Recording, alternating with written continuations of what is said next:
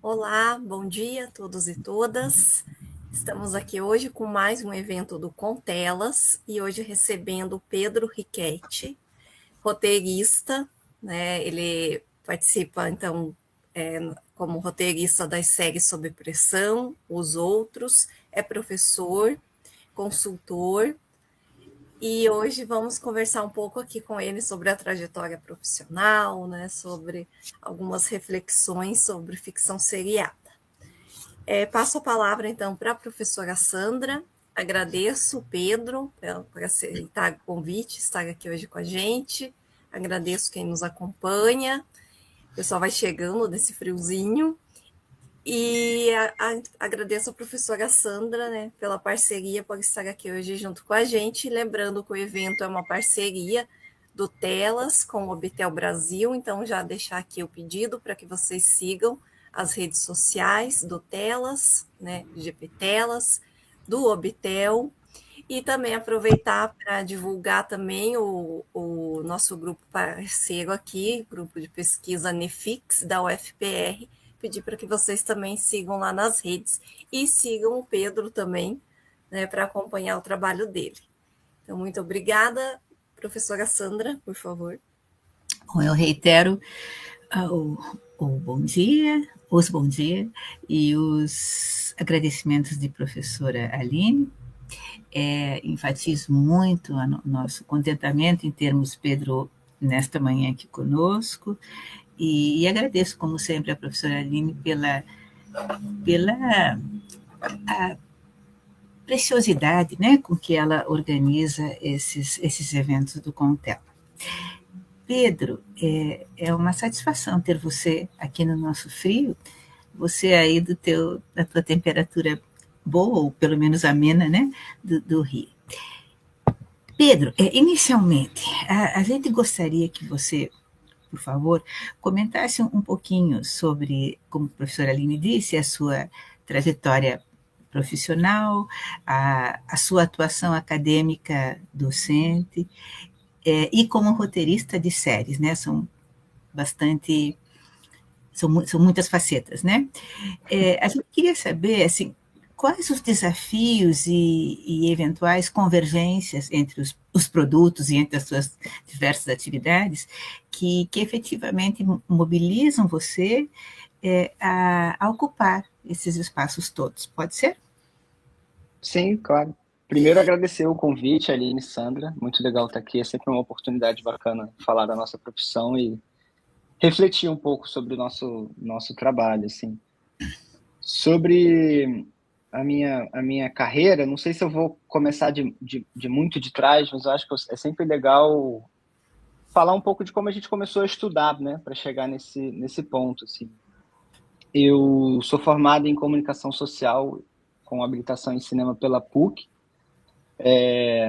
Eu venho de uma família de artistas, assim, de artistas de rua, de circo e teatro, então fazer cinema foi a minha opção segura, na verdade, que é um pouco o contrário do que geralmente acontece. Então consegui fazer a PUC com bolsa. Depois da PUC, eu fiz um mestrado em roteiro em Cuba, que eu acho que foi um grande, eu sempre digo que foi uma das melhores decisões da minha vida, assim, porque na faculdade de cinema a gente sempre tem uma matéria de roteiro, no máximo duas, e aí poder fazer um mestrado só focado em roteiro foi muito interessante. E aí as coisas começaram a acontecer para mim assim que eu voltei desse mestrado. Eu já trabalhava um pouco antes como assistente de roteiro, que eu acho que é uma profissão bastante interessante assim para começar. Mas quando eu volto do mestrado, parece que o mercado começou a me enxergar de outra forma. Eu consigo fazer alguns trabalhos como roteirista. E aí eu participo de um processo seletivo da Globo para entrar como assistente. Então eu era assistente, virei roteirista e dei um passo para trás para voltar a ser assistente. E aí eu entrei na série Os Outros, na série Sob Pressão, desculpa, como assistente, no final da primeira temporada e durante a segunda temporada. E aí, a partir da terceira temporada, eu já entro como roteirista.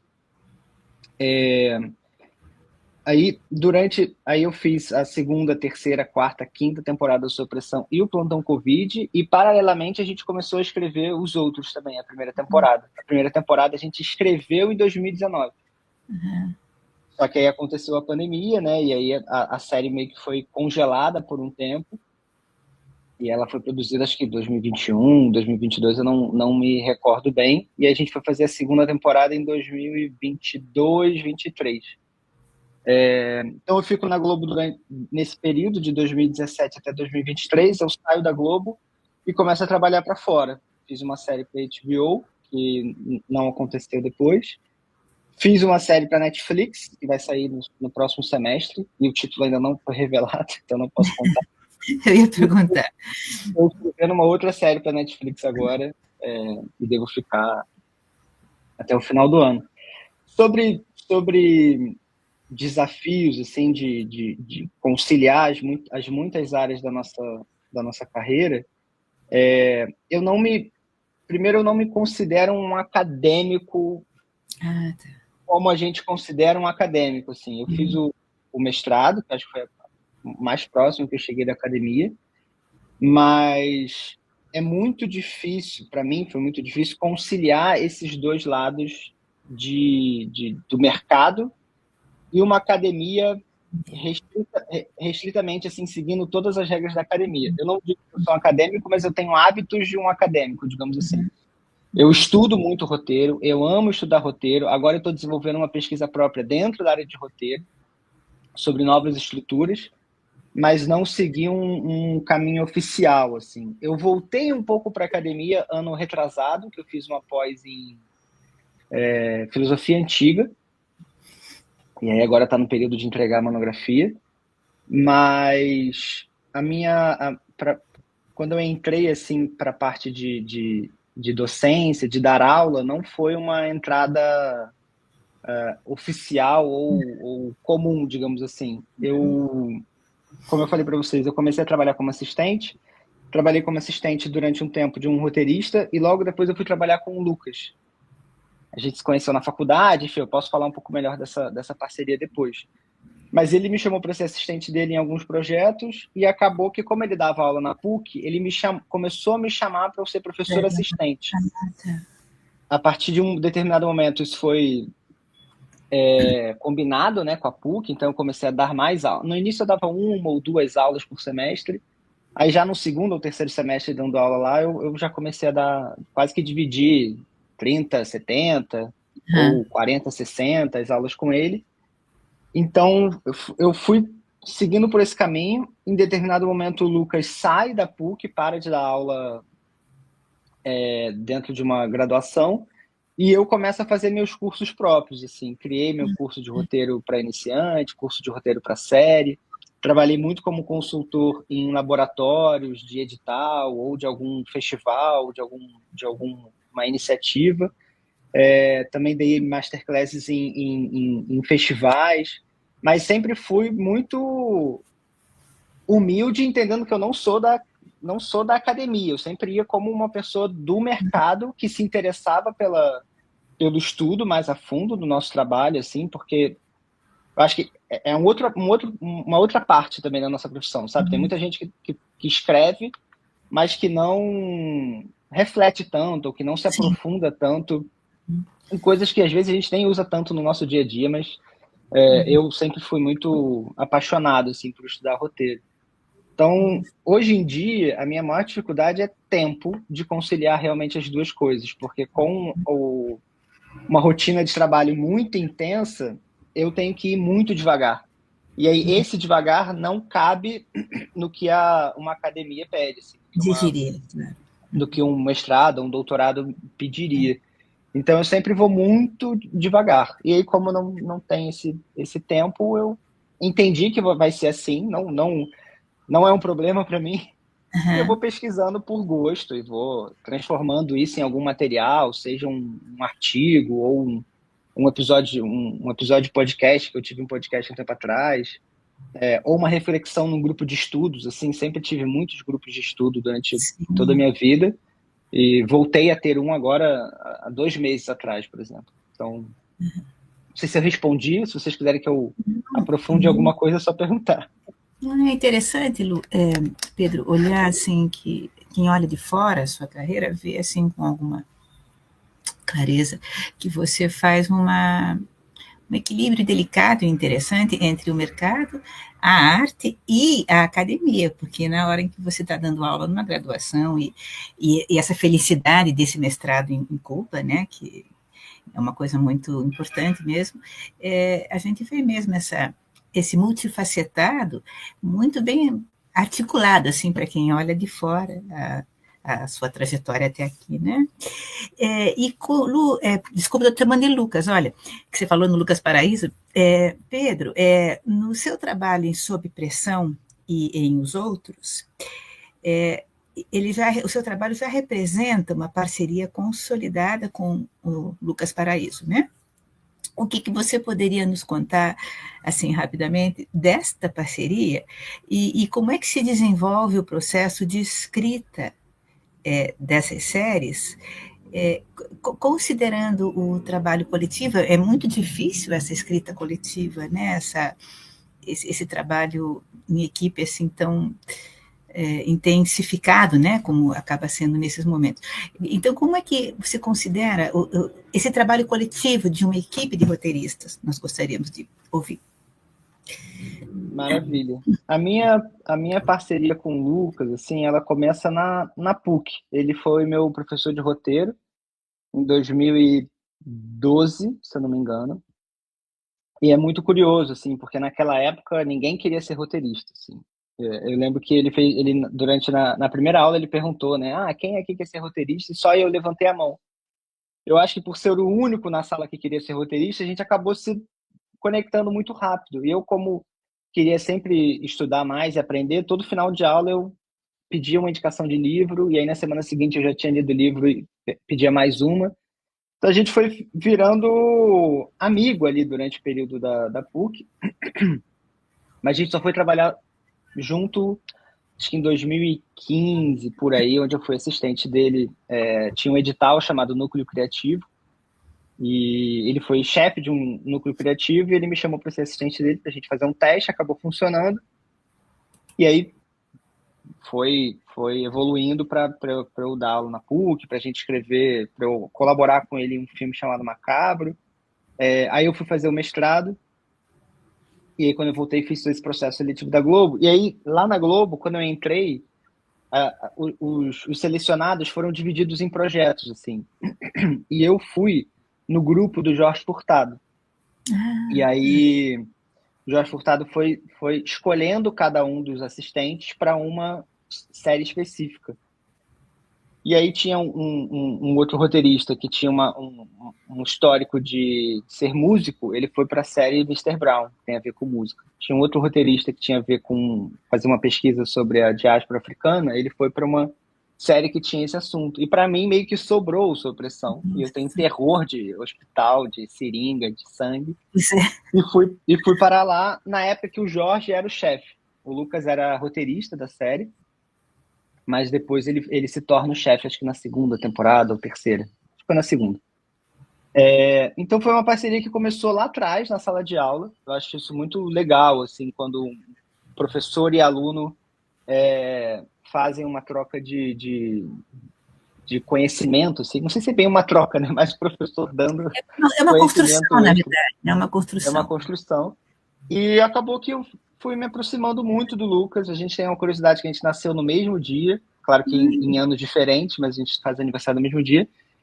E eu fui entendendo como ele trabalha e aprendendo muita coisa com ele, assim. Então ele foi meu grande mentor por muito tempo, ainda é, né? Agora eu não estou na Globo, mas a gente tem um projeto junto que, se tudo der certo, vai rolar nos próximos meses. Mas a minha relação com ele foi um pouco essa, assim. Acho que sou extremamente grato e leal a tudo que a gente construiu. E o trabalho nas séries, são duas séries que tiveram dinâmicas um pouco diferentes, assim. Mas sobre o trabalho coletivo, é um pouco engraçado, porque eu adoro o trabalho coletivo. E tem um pouco de terror ao trabalho individual do roteirista de cinema, por exemplo, assim, que eu acho muito solitário. muito difícil e muito difícil de se organizar. Eu acho que quando você tem uma sala de roteiro, uma equipe, uma hierarquia que pode ser muito marcada ou pouco marcada, me parece que funciona mais. Mas falando especificamente dessas séries, no Sob Pressão, a gente escrevia, cada roteirista escrevia um episódio. Então você ficava, não vou falar dono ou autor daquele episódio, mas você ficava responsável por aquele episódio. Cada um fazia uma proposta de quais histórias você queria trabalhar, dentro de um banco de histórias que a gente fazia antes da série começar, tá? Claro que a gente podia inventar uma nova, mas geralmente já tinha um banco de ideias anteriormente, a gente podia usar a ideia um do outro, dependendo se encaixasse mais no episódio. Então, no Sob Pressão era assim, um roteirista por episódio. Já nos outros, é uma série num outro estilo, porque o Sob Pressão tem essa dinâmica procedural, né? Cada episódio é uma história diferente, um personagem diferente, então essa autoria por episódio eu acho que funciona melhor. Nos outros, que a gente tinha uma construção de personagem ao longo de toda uma temporada, cada roteirista ficava responsável por alguns personagens. E aí, na hora de escrever, ou escrevia todo mundo junto, o mesmo episódio, ou a gente se dividia em duplas. Na primeira temporada eu lembro que teve muitas duplas escrevendo episódios, e acho que na segunda, acho que já foi... todo mundo escrevia um episódio só. E aí já é uma outra dinâmica, porque você acaba se aprofundando mais nos personagens que você está escrevendo, você acaba defendendo mais os personagens que você está escrevendo, conhecendo mais.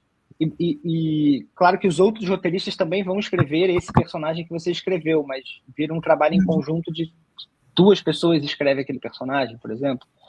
Então, nos outros eu fiquei responsável por alguns, né? Durante a primeira e a segunda temporada. Mas sobre trabalho coletivo, eu acho que é isso. Eu sou super a favor da sala de roteiro, do trabalho em equipe.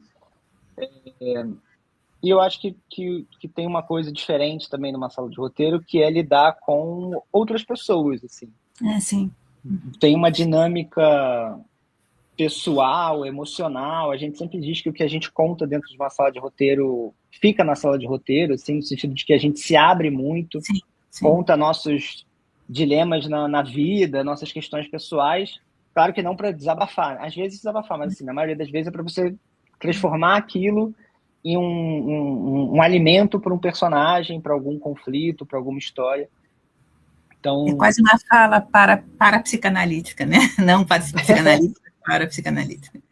Sim, sim. Às vezes vira uma sessão de terapia mesmo, assim, e já choramos em sala de roteiro. A gente é um processo bem intenso, assim, e a gente acaba criando um vínculo muito forte com quem a gente trabalha, né?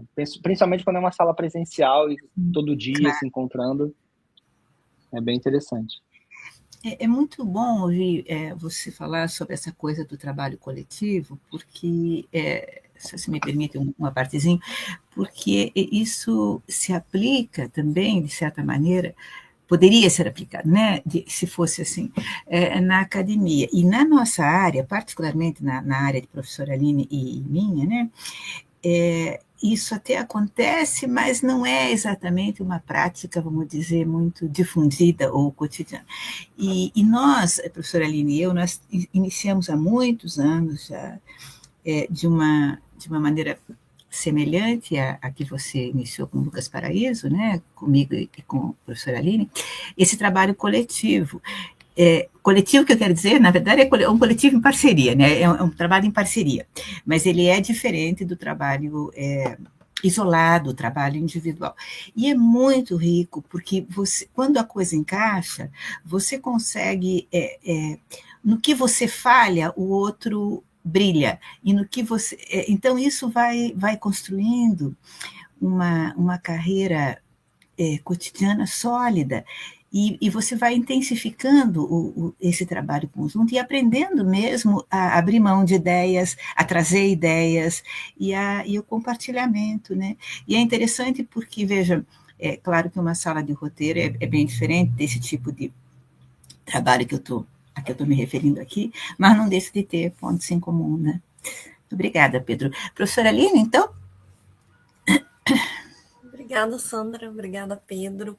Eu vou entrar agora na questão da espacialidade e o habitar, né, que para o pesquisador Milton Santos se dá pela apropriação dos lugares por intermédio do movimento interativo, determinado como um conjunto articulado de coisas, seres que se relacionam ao ver, perceber e habitar experiências sensíveis. O Santos, né, ele entende que a sociedade seria o ser e o espaço seria a existência. Em os outros, o espaço segue essa lógica, né, nos parece, e torna-se determinante para o estabelecimento de conflitos.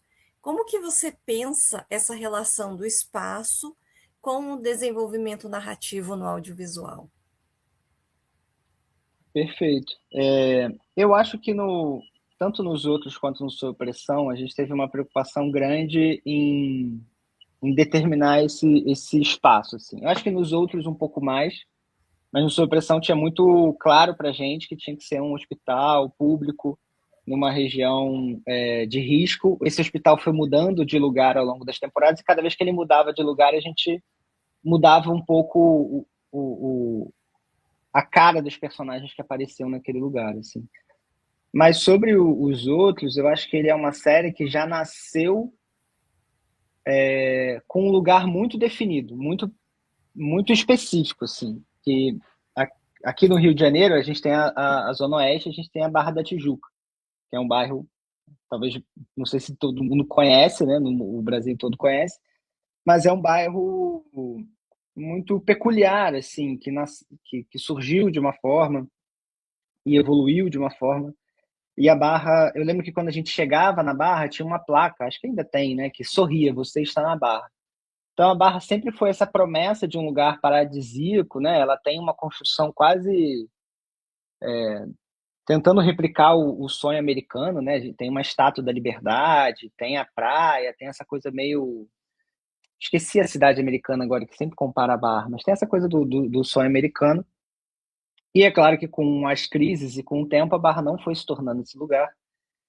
E foi se tornando um lugar que a gente achava que refletia muito bem a tensão que o Brasil vivia e vive ainda, né? Uma tensão política, uma tensão nas pessoas, assim, que você mora em um lugar que com mais de 2.000 pessoas, 10.000 pessoas moram naquele mesmo ambiente, você não conhece quem mora ali, e a qualquer coisa pode explodir uma guerra entre os vizinhos, assim. E a gente usou esse espaço não para falar desse espaço, na verdade, a gente usou esse espaço para falar de um Brasil todo, porque isso pode acontecer tanto num condomínio de rico, que é a segunda temporada, quanto numa cidade de campo, que é a terceira temporada. Assim. Então, mas também foi muito importante para a gente entender esse lugar, porque, se eu não me engano, na sala de roteiro não tinha ninguém da Barra da Tijuca. Então, a gente fez uma pesquisa de campo, um pesquisador foi a campo, foi entender esses condomínios, principalmente os condomínios que foram construídos na época da Olimpíada, que foi um boom imobiliário, mas que não deram muito certo. Então, alguns condomínios são fantasmas, assim. Tem condomínio com 14 prédios e só 3 são habitados, por exemplo. Então, a gente fez essa pesquisa do espaço e entender também naquele ambiente quais personagens poderiam nascer daquele ambiente, assim. A gente brinca dentro do roteiro que o lugar também é um personagem. Aí eu não sei se vai contra o que você falou, que seria o lugar viraria o ser, né? Mas a gente brinca um pouco porque o lugar também gera conflito, também intensifica as, as dinâmicas ali entre os personagens. Mas a gente precisava entender quem eram esses personagens, então algo que ajudou muito foi o pesquisador ir nas reuniões de condomínio e anotar quais eram os tipos que a gente encontrava nesses ambientes, assim. E que mais? Uma coisa que a gente precisava entender era como era a atuação da milícia dentro de um condomínio. A gente foi descobrindo coisas. Claro que a gente fez uma pesquisa, né, para entender a milícia como um todo. A gente leu aquele República das Milícias, mas a milícia dentro de condomínio ela age de uma outra forma, né? Um pouquinho mais escondido do que a gente está acostumado a ver por aí. Só um segundo. Então, foi um pouco isso, assim. Eu acho que quando você escolhe um lugar tão específico, como foi no caso dessa série, a gente realmente precisa mergulhar a fundo, sabe? Eu lembro que essa pesquisa durou um tempo, a gente começou o desenvolvimento e essa pesquisa ainda estava rolando e a gente ia alimentando a história com o que a gente escutava. Eu acho que dentro das séries que eu trabalhei, realmente essa foi a que o espaço realmente tinha uma vida própria, sabe? E quando você tem uma série como Os Outros, que é uma série que a gente poderia chamar de multiplot, né? Que a gente acompanha várias histórias diferentes, é difícil definir um protagonista. Claro que a Cibele se torna uma protagonista, mas é muito equilibrado. Se a gente for analisar episódio por episódio, é muito equilibrado. Quando a gente tem um time de personagens, o que a gente trabalha como centro seria o espaço onde esses personagens estão inseridos, né? Ou o tema da série, que é a intolerância. Então, é quase que usar todos essas figuras para representar esse espaço, para representar esse tema, assim. O espaço e o tema são maiores do que os próprios personagens, que é um pouco diferente de uma história mais clássica, onde a gente acompanha a história de um personagem só, a transformação daquele personagem, enfim. Interessante na tua fala, né? Como você traz também algo sintomático do nosso tempo, né? Na escolha desse espaço.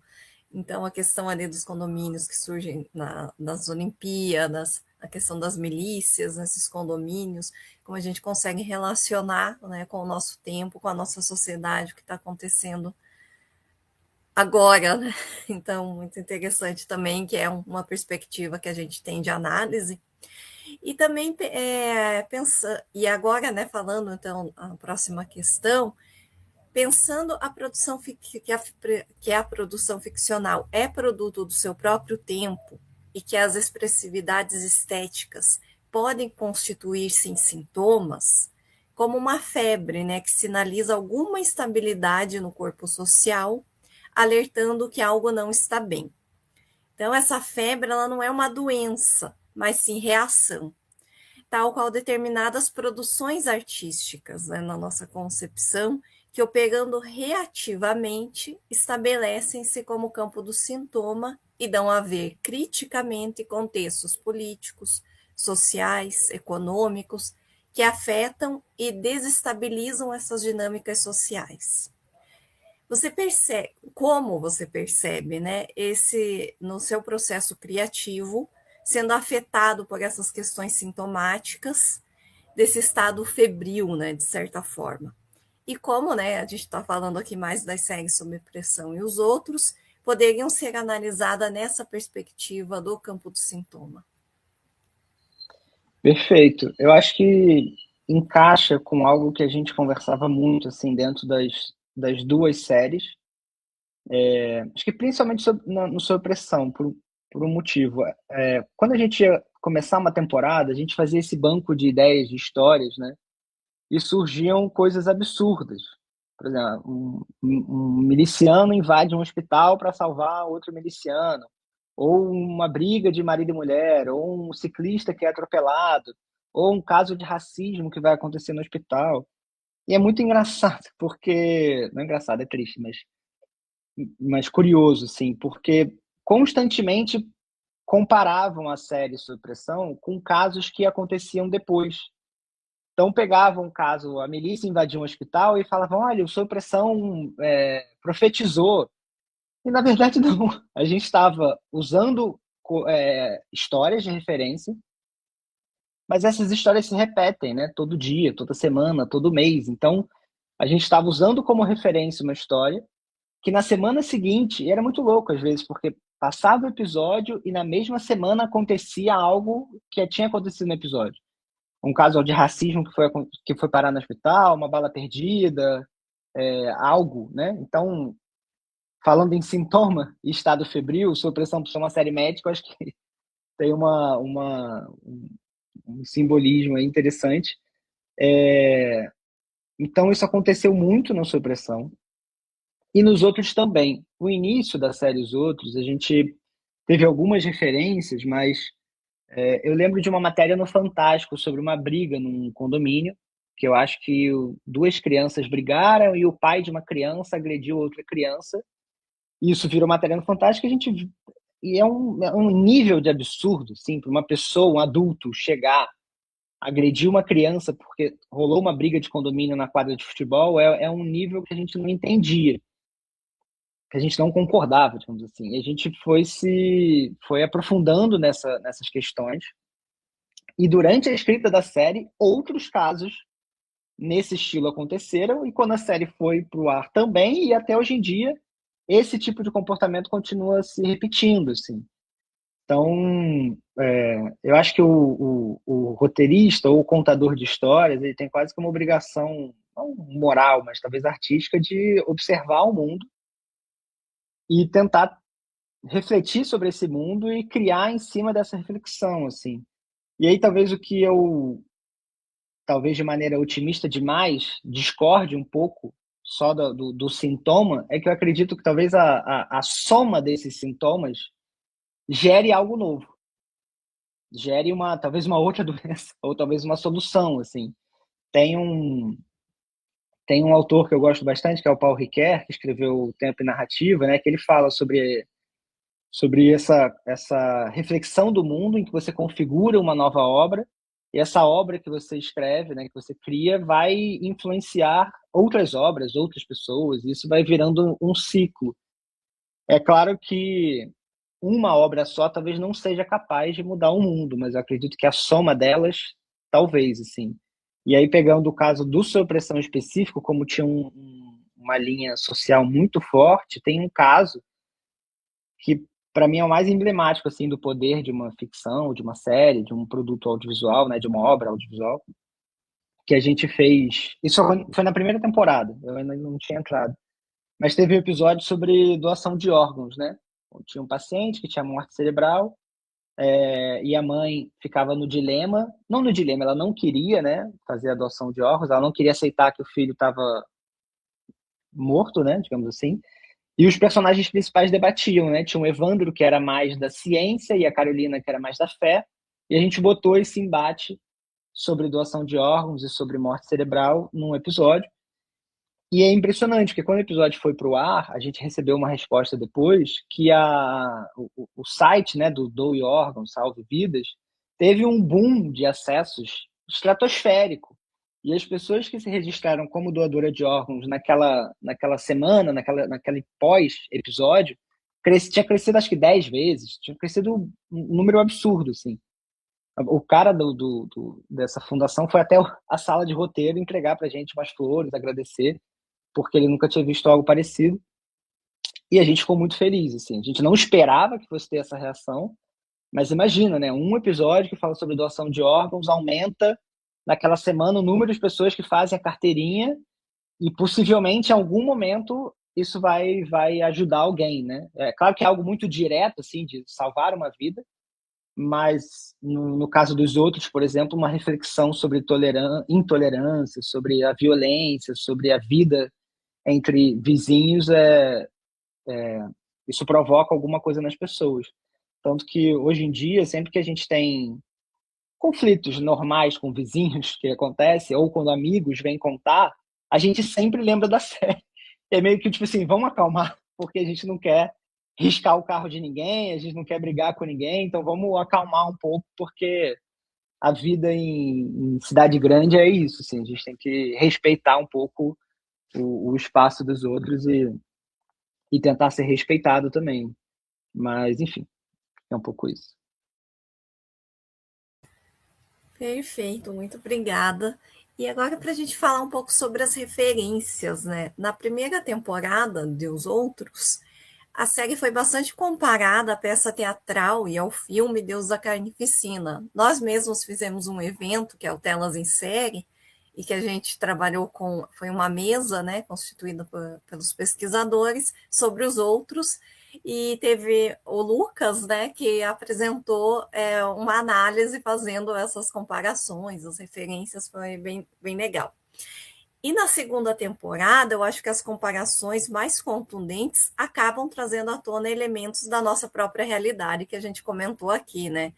Nos contextos da política, da milícia, da religião. E na terceira temporada, né? A gente sabe que na terceira você não participou, mas se você pudesse comentar também um pouco, nos veio à mente o filme O Pântano, da Lucrécia Martel, né, pontuado por acidentes domésticos que se passam no ambiente de uma propriedade rural. O cinema da Martel ele é frequentemente abordado pela perspectiva do som, e eu acho que foi um elemento bastante perceptível e bem trabalhado na série. E eu acho que constrói, né, toda aquela atmosfera de tensão ali, principalmente na terceira temporada, também nas outras.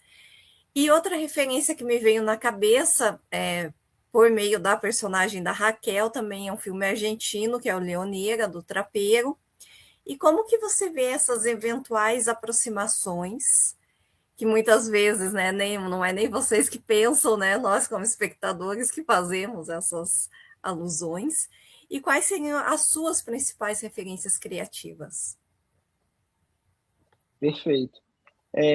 Eu acho que eu aprendi algo com o Lucas, assim, com o tempo, que era algo que ele falava muito, que é não ter medo de ter referência, sabe?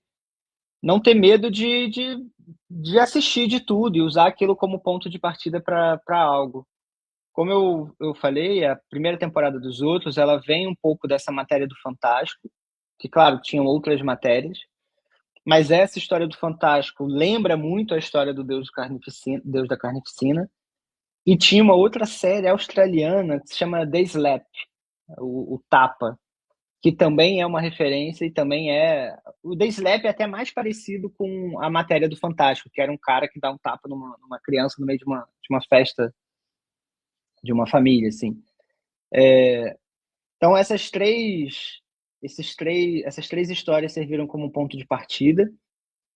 O Deus da Carnificina, a gente compara muito com o primeiro episódio da série, né, que é a briga dos garotos e uma tentativa de conciliação ali dos dois adultos, mas eu acho que é realmente o ponto de partida, sabe? Depois a série vai desenvolvendo mais essa relação. Eu acho que como o Deus da Carnificina é uma peça e um filme, ele tem um tempo limitado para explorar aquele conflito.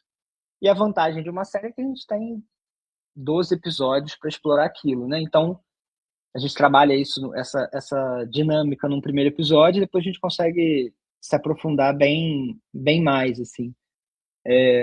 Eu acho que além dessas referências, também teve referências de pesquisa sobre milícia, realmente, sabe? Coisas que a gente viu na pesquisa, a gente botou na história. Já na segunda temporada, eu não me lembro de uma obra específica. Eu me lembro da vontade de falar sobre uma classe social diferente, ainda nessa dinâmica da intolerância. E eu me lembro da gente conversar muito sobre a religião, assim, porque como a nossa personagem é evangélica, ou alguma variação, a gente tinha uma preocupação muito grande de não fazer um retrato estereotipado ou preconceituoso, assim. Era uma época que os evangélicos estavam sofrendo um preconceito grande, assim. E é engraçado, essa polarização toda que a gente está falando dos outros, eu sinto que hoje em dia ela está um pouquinho mais amena. Não sei se é esperança demais, mas acho que os últimos acontecimentos deram uma tranquilizada no país também. Daí eu lembro de um livro que foi muito importante, eu até achei ele estava na minha escrivania, que é esse, assim, O Povo de Deus, do Juliano Speyer. Foi um livro que a gente leu logo no início, que mudou muito a nossa percepção sobre a religião e como a gente podia retratar essa personagem da Raquel.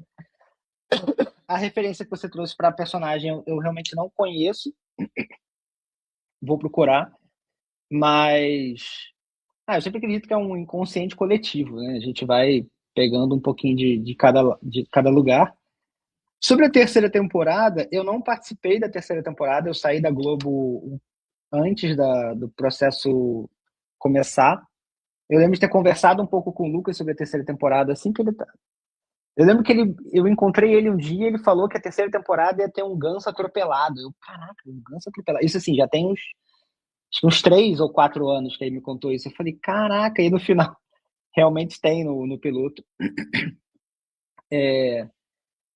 Eu acredito que essa referência da Lucrécia Martel é muito certeira, principalmente porque eu sei que o Lucas é muito fã dos filmes da Lucrécia Martel. A gente estudou o Pântano há muito tempo atrás e era uma referência até para outras coisas. Eu fui a assistente de direção do Pântano, foi minha mentora lá em Cuba. E eu acho que o Lucas tem uma relação com filmes latino-americanos, assim, filmes latino-americanos muito forte. Então, com certeza foi uma referência. Tem um outro filme que é do próprio Lucas, que é o Domingo. Não sei se vocês assistiram, que eu sinto que foi uma referência também para essa temporada e para as outras, por causa das dinâmicas familiares. Mas desculpa. Eu terminei a terceira temporada ontem, faltavam 2 episódios. E eu achei muito interessante assim o trabalho que eles fizeram para dar uma nova cara para a temporada. Eu acho que a primeira temporada é muito intensa, né? É um fervilhamento de conflitos. A segunda temporada ela ainda é bastante intensa, mas ela é um pouco mais amena. E essa terceira temporada ela cria uns conflitos que estão muito mais dentro dos personagens e dentro de algumas tensões do que o embate realmente físico, digamos assim, né? Claro que tem durante a série, mas é trazer um outro tipo de intolerância, assim, né? Muito dentro das famílias, eu sinto que são os 2 irmãos, é a mãe e o filho, né? A Dona Domingas e o Diego, é o casal, é muito esses conflitos internos que se estouram nesses conflitos externos, ou ao contrário, né? Os conflitos externos estouram os conflitos internos, né? Familiares ali. E eu acho que justamente por ser uma série, uma temporada no campo, com mais silêncio, com mais espaço, com mais distância entre os personagens, o som tem um trabalho diferente. Eu não diria que é mais chamativo do que as outras temporadas, porque eu acho que o trabalho do som nas outras temporadas também sempre foi uma preocupação e um trabalho muito bom assim da equipe ali na filmagem e na pós. Mas na terceira temporada, realmente, como a gente tem mais espaços de silêncio, né, a gente tem mais esse destaque. E eu acho que muitas vezes o som traz esse conflito fora de tela, sabe? Que não é esse conflito, não é esse som, não é esse conflito óbvio que a gente está assistindo ali no momento, mas talvez seja algo que está acontecendo que a gente ainda não está vendo. E a gente trabalha mais a expectativa de conflito, uma sensação de que algo vai acontecer, uma sensação de que algo vai explodir dentro daqueles personagens, assim. E eu acho que pegando o trabalho de som, acho que com certeza o Pântano foi uma grande referência. Com certeza não, porque eu não estava, né? Mas tem um feeling muito forte de que provavelmente foi uma forte referência. Tem uma referência muito interessante também que eu não falei, que é uma série turca chamada Oito em Istambul, que está na Netflix. Ela estreou enquanto a gente escrevia a primeira temporada, e eu lembro que, não sei se foi o Lucas ou o Flávio, Flávio Araújo, falou da série, a gente começou a assistir e foi uma referência, assim, porque são 8 personagens em Istambul.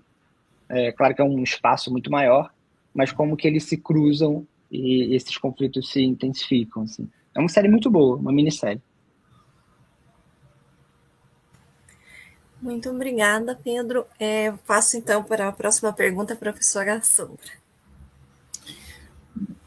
Pedro, diferentemente da telenovela, que é uma obra aberta em que os autores, de certa maneira, acompanham de perto, né, ou podem acompanhar de perto a reação do público durante as gravações, nas séries, essa interação ela só vai ter lugar, ela só vai acontecer depois de todos os episódios terem sido filmados e lançados, né?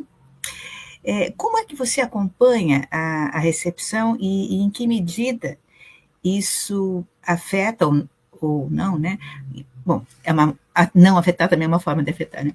Seu processo criativo, considerando também que as temporadas podem ou não, não se sabe, né, no início, pensamos que no início não se pensa nisso, não sei se é isso, mas as temporadas podem ou não ser objeto de continuidade e renovação, né?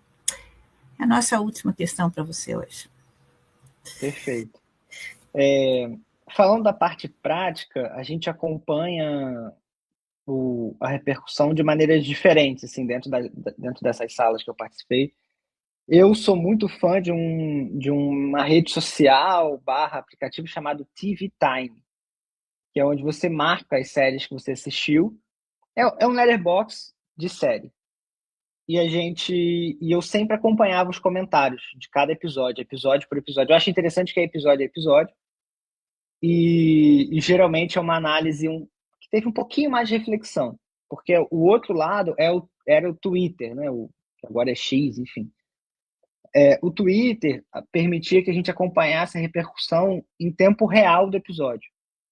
Então, um episódio estava passando na TV, a gente estava no Twitter vendo a repercussão daquele episódio. Isso na TV aberta, né?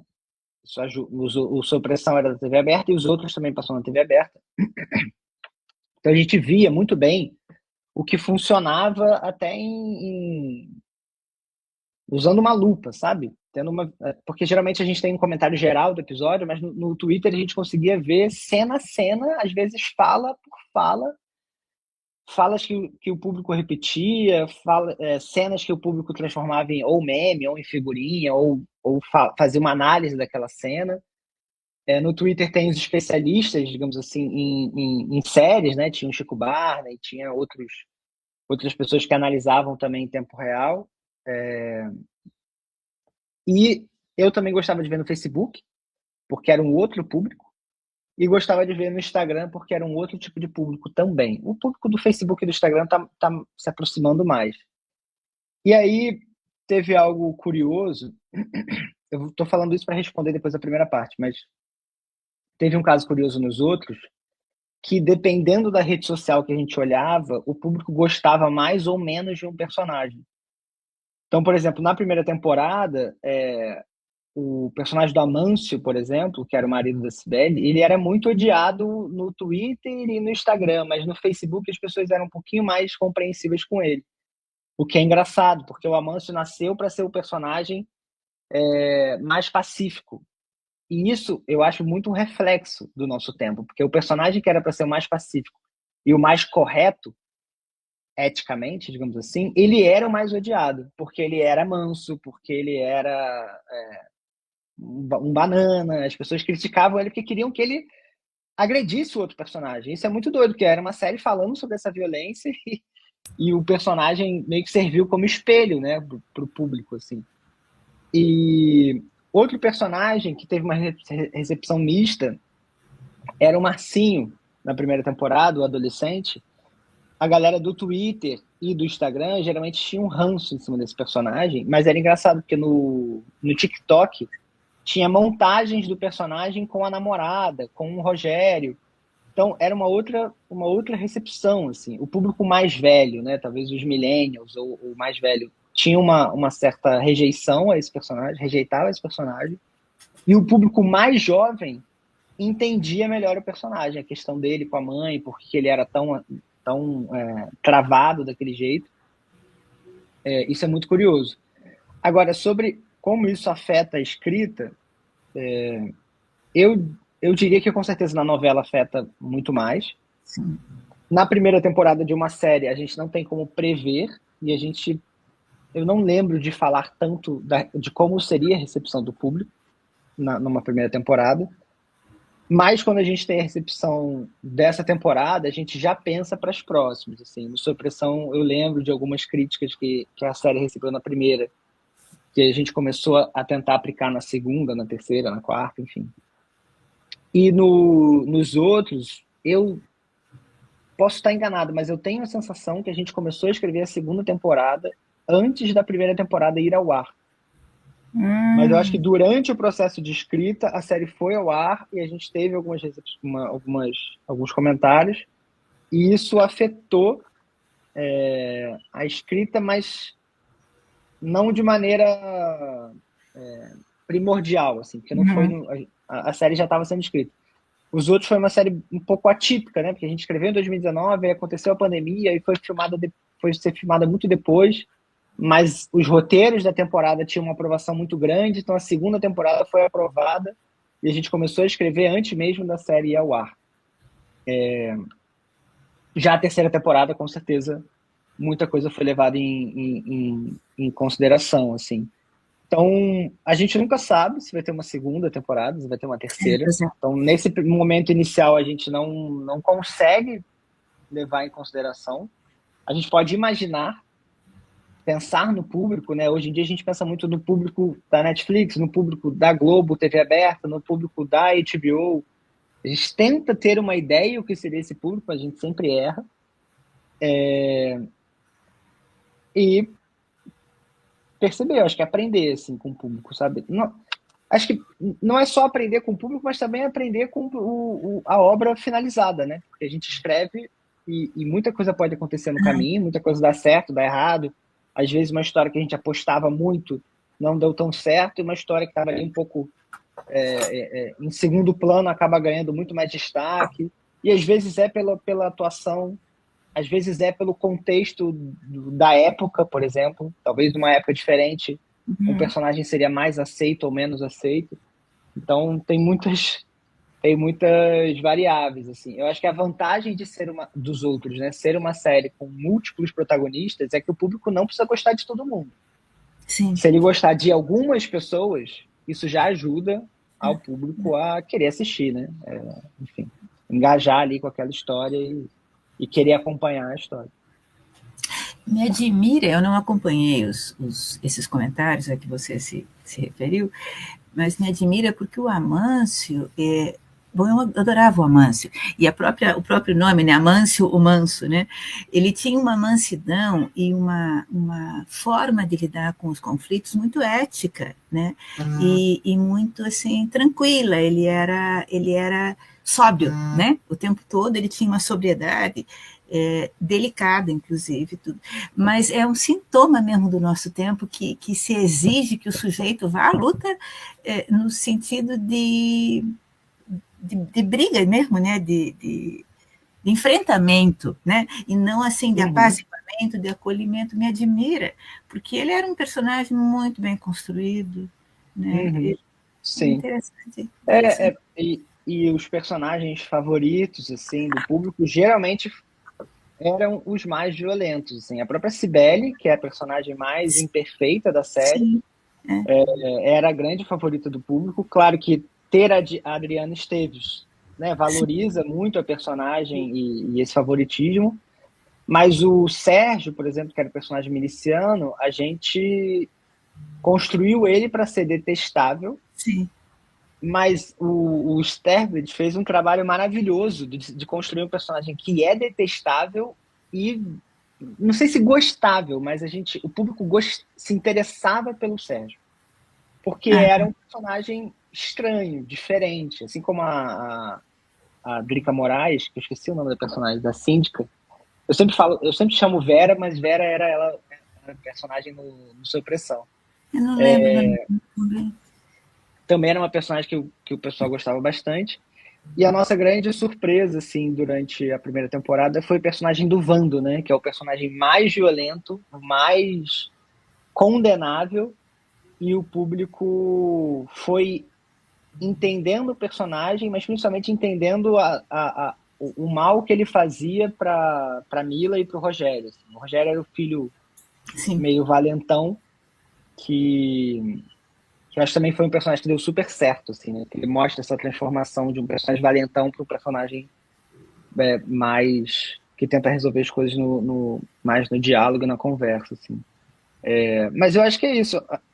Muitas vezes a gente faz a série para refletir esse tempo, esperando uma reflexão e claro que a reflexão acontece, mas a recepção também espelha muito isso que a gente está falando, né? O fato de um personagem mais manso ser o mais detestável, mais detestado da série, eu acho que fala, fala sobre o que a série estava falando. Né? Fala do nosso tempo, né? Eu nunca imaginei que ele fosse, realmente, porque eu não acompanhei esses comentários, eu nunca imaginei que ele fosse detestável. Porque a personagem da Adriana Esteves, desculpa, Aline, que também é muito, muito importante, né? Super importante. Ela era irritante, inclusive, ela era tão neurótica que olha que assim, olha, vai fazer uma análise rápida, né? Não dá, assim. Obrigada, Pedro. A gente brinca que se todos os personagens fizessem análise ou terapia, não existia mais drama e não existiria mais conflito. Sim, não existiria. Não tinha mais história para contar. Obrigada, Pedro. Aline, por favor. Mas é resultado no nosso tempo, né? Dessa questão da polarização. Então, todo mundo tem que ser combatível, né? Assim, tem que estar combatendo algo o tempo todo. Isso é exaustivo, né? E a pessoa que é conciliadora não é bem vista, né? Aquela pessoa bobinha. E a Júlia, ela fez uma pergunta aqui. Ela pergunta: qual foi o maior desafio ao escrever personagens tão moralmente ambíguos? Eu acho que tem uma coisa que a gente falava desde o início, que era não julgar os personagens, assim. Isso é muito difícil. Você olhar para um personagem que é detestável, por exemplo, o Vando, né, que agrediu a esposa.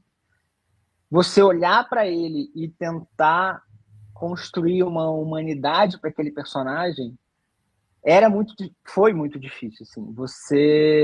Eu acho que isso que torna o personagem moralmente ambíguo, o personagem mais interessante, quando você consegue construir isso. Então,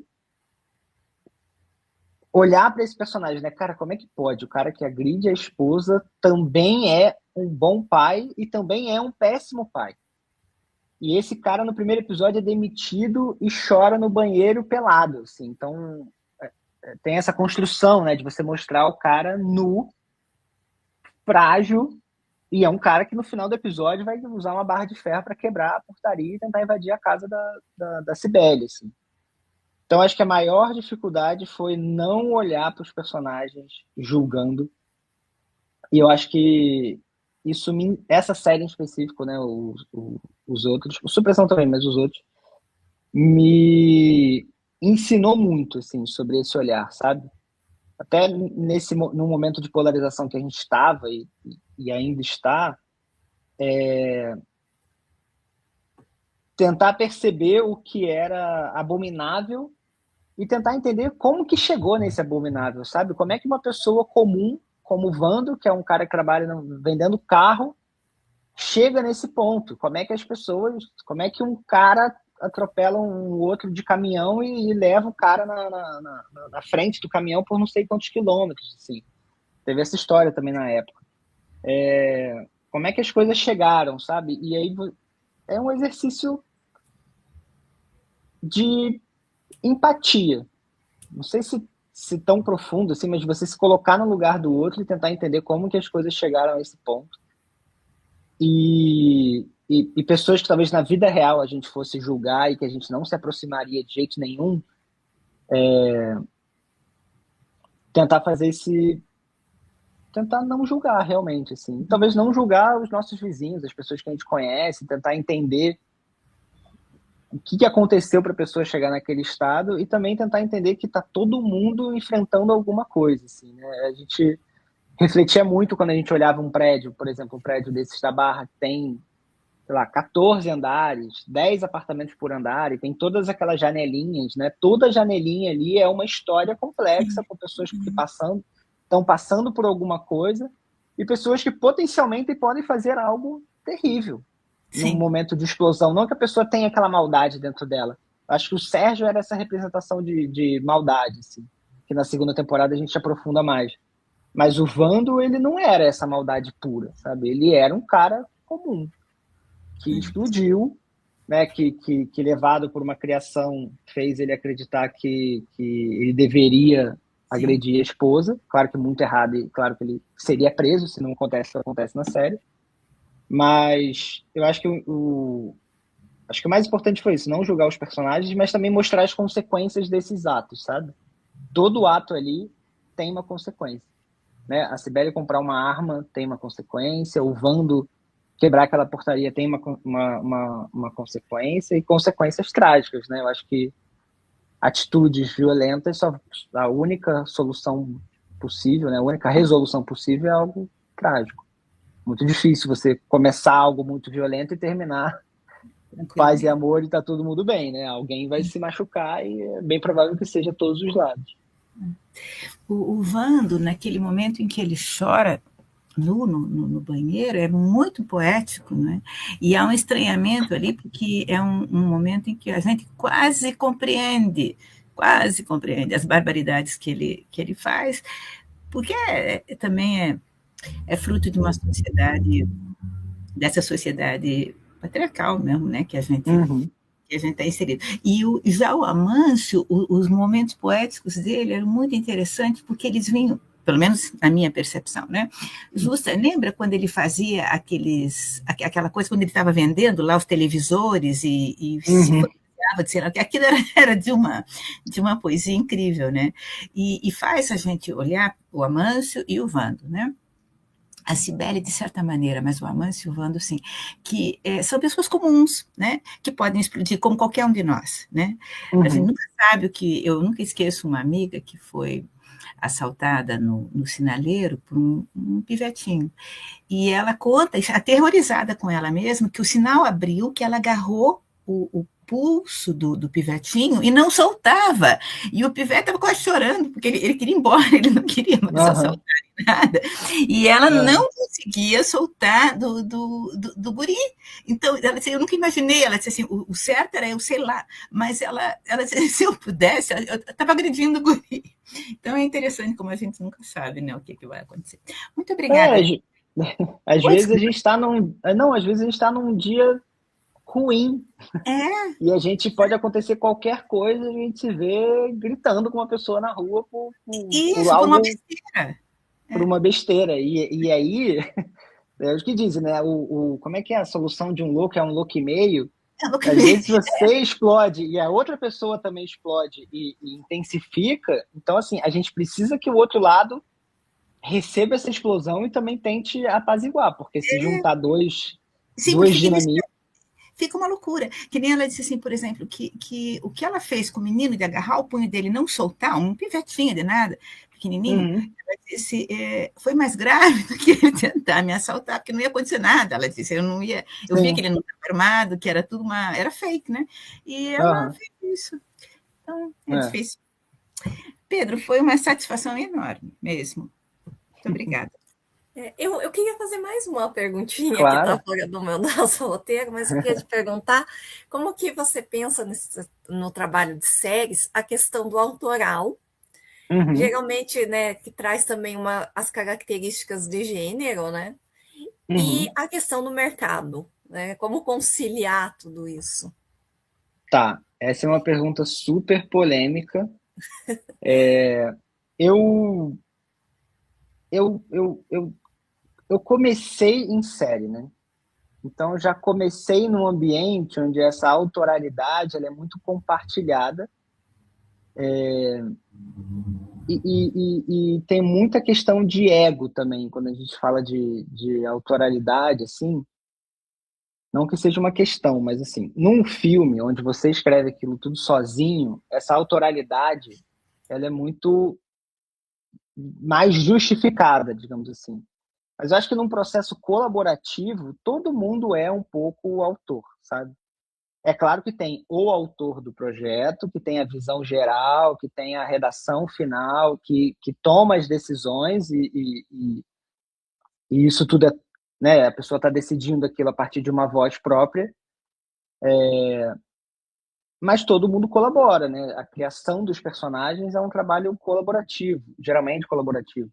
A escrita das cenas, dos diálogos, é tudo muito junto, assim. Então é muito difícil traçar uma linha do que é seu, saiu da sua mão e do que é de todo mundo, assim. E mesmo que seja, você tenha escrito aquele diálogo só foi possível porque outra pessoa criou aquele personagem, porque outra pessoa colocou aquele personagem naquela situação. Então, dentro do trabalho colaborativo, assim, é muito difícil definir isso, mas eu tenho uma certeza, a autoralidade é da sala de roteiro. Não vai ser depois do elenco, nem da direção, nem da produção, porque tudo foi criado dentro da sala de roteiro. E você dar uma sugestão, ou dar uma ideia, ou alterar uma fala, ou construir um personagem de uma maneira um pouco diferente, não te torna autor daquilo, né? Te torna um colaborador daquele processo, colaborador artístico, assim.